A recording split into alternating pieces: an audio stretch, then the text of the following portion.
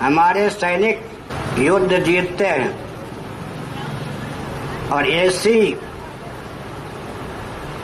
वातानुकूलित कक्ष में रहकर राजनेता समझौता करके उनके बलिदान पर पानी फेर देते हैं।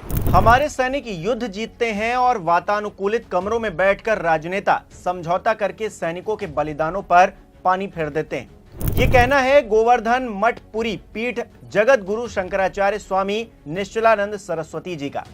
वैसे तो हिंदुस्तान ने कभी भी युद्ध की शुरुआत नहीं की, लेकिन अगर किसी ने छेड़ा तो देश के सैनिकों ने अपनी जान की परवाह किए बगैर दुश्मनों का नक्शा तक बदल डाला।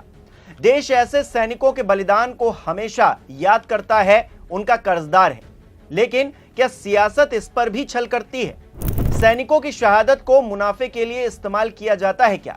जिस मुद्दे को स्वामी निश्चलानंद सरस्वती उठा रहे हैं, उसकी गहराई कितनी है? चलिए नापने की कोशिश करते हैं। नमस्कार, मेरा नाम हिमांशु मिश्रा है। आप देख रहे हैं 4 PM न्यूज नेटवर्क। ये बात सच है दोस्तों कि सैनिकों की शहादत का सियासी इस्तेमाल अक्सर किया जाता है। ये सिर्फ हिंदुस्तान में नहीं बल्कि दुनिया भर में होता है। राजनीतिक दल और नेता सैनिकों की बहादुरी और बलिदान को अपने एजेंडे के लिए इस्तेमाल करते हैं। राष्ट्रीय भावनाओं के जरिए चुनावी तौर पर फायदा भी होता है। तो क्या इसे शहीदों का अपमान मान लिया जाए? चलिए कुछ उदाहरण से समझते हैं। साल 1999 में कारगिल का युद्ध हुआ था। भारतीय सेना ने ऑपरेशन विजय चलाकर पाकिस्तानियों को देश से खदेड़ दिया था, लेकिन इस दौरान सैकड़ों सैनिक शहीद भी हुए। यह युद्ध जुलाई 1999 में खत्म हुआ और सितंबर अक्टूबर के महीने में लोकसभा के चुनाव हुए, यानी कि 1999 में ही, कुछ ही महीनों का अंतर था। अटल जी के नेतृत्व में बीजेपी और एनडीए ने कारगिल विजय को राष्ट्रीय गौरव और मजबूत नेतृत्व के प्रतीक के तौर पर पेश किया। बीजेपी ने अपने चुनावी अभियान में सैनिकों की वीरता और युद्ध की सफलता को खूब बढ़ा चढ़ाकर बताया। बीजेपी के कुछ विज्ञापनों, पोस्टरों और रैलियों में सैनिकों की शहादत को सरकार की नीतियों से जोड़कर रखा गया, जिसे कई लोगों ने भावनात्मक रूप से वोटरों को प्रभावित करने की रणनीति बताया। उस वक्त कांग्रेस विपक्ष में थी और आरोप लगा रही थी कि बीजेपी ने शहीदों के बलिदान का राजनीतिकरण किया है। बीजेपी को इसका फायदा भी हुआ। एनडीए ने 1999 का चुनाव जीत लिया था।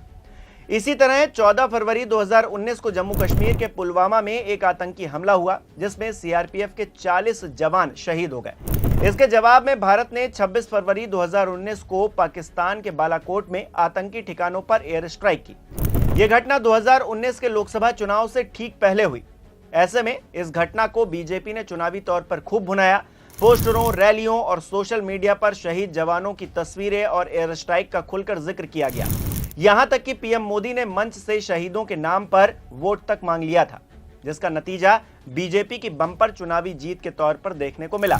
हालांकि बाद में जम्मू कश्मीर के तत्कालीन राज्यपाल सत्यपाल मलिक ने दावा किया कि सीआरपीएफ ने जवानों के लिए हेलीकॉप्टर मांगा था, जो कि सरकार ने मुहैया नहीं करवाया। बावजूद इसके सरकार ने शहादत को सियासी फायदे के लिए इस्तेमाल किया। ऐसे और भी उदाहरण है दोस्तों, जैसे कि 2002 गोधरा कांड और गुजरात दंगे, 2008 मुंबई का आतंकी हमला, हाल ही में पुंछ और पहलगाम में जो हमला हुआ है। इन सभी घटनाओं में सियासी दुर्गंध आपको दूर से ही आ जाएगी। लेकिन सवाल यह नहीं है कि शहादत पर सियासत हुई। सवाल यह है कि क्या शहादत पर सिर्फ सियासत ही हुई और जवानों के बलिदान को भुला दिया गया? जैसा कि स्वामी निश्चलानंद सरस्वती ने कहा कि सीमाओं पर सैनिक शहीद हो रहे हैं और एसी कमरों में बैठकर मामला डील किया जा रहा है। क्या यह सही है? हाल ही में हमने देखा भी दोस्तों कि हिंदुस्तान पाकिस्तान के बीच में सीमा पर तनाव था, युद्ध का माहौल था। इस बीच खबर आई कि हिंदुस्तान से हजारों किलोमीटर दूर किसी ने तय कर दिया है कि युद्ध रोक दिया जाए। युद्ध रुक भी गया, सीज फायर का ऐलान कर दिया गया। लेकिन क्या यह फैसला निर्णायक रहा? क्या आतंक की फैक्ट्री चलाने वाले पाकिस्तान को कोई सबक मिल पाया? उल्टा आईएमएफ से लोन दे दिया गया, जो हमारे नागरिकों की, जवानों की शहादत का अपमान साफ तौर से नजर आता है। और इस अपमान को क्या भूल जाया जाना चाहिए? 1971 में भी जब युद्ध छिड़ा था तो अमेरिका ने कहा था कि हम बे ऑफ बंगाल में अपना 7वां बेड़ा भेज रहे हैं। We will deploy the 7th fleet. That's what the Americans said. But despite that, the then government and Indira ji went ahead and did what was in our supreme national interest.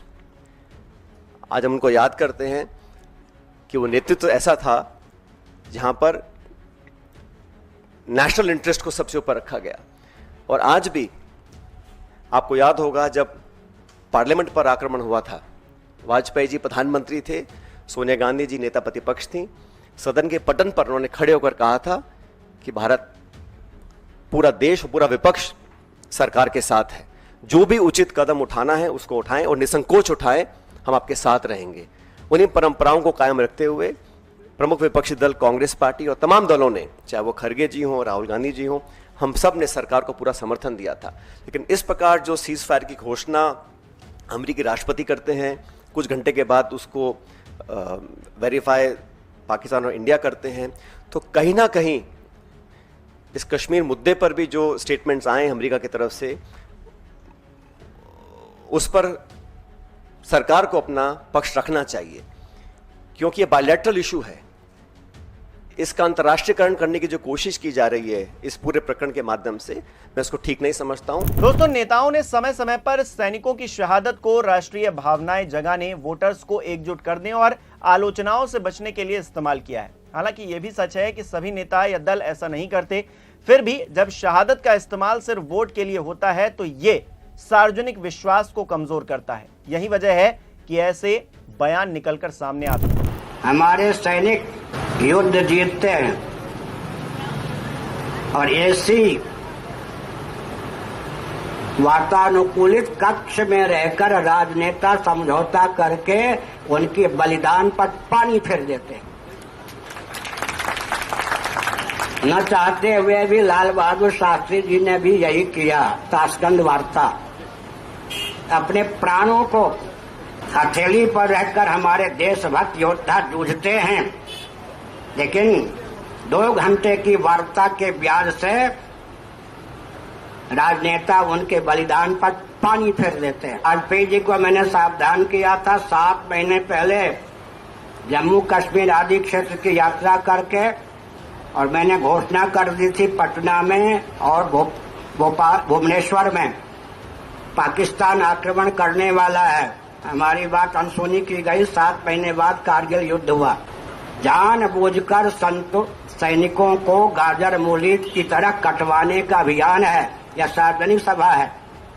मुझे जितनी बात मालूम है, शायद सेनाध्यक्ष को उतनी बात न मालूम हो सीमा के संबंध में। समझ गए? मैं एक संकेत करता हूँ।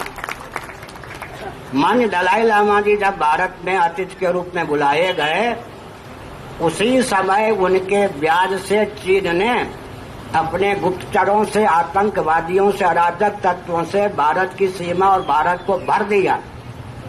साथ ही साथ आपको पठानकोट कांड मालूम है या नहीं? अभी नहीं, इससे पहले वाला। अभी तो मोदी जी के शासनकाल का अलग है, इससे पहले वाला। हमारे सैनिकों को हाथ पांव बांध करके रख दिया गया है।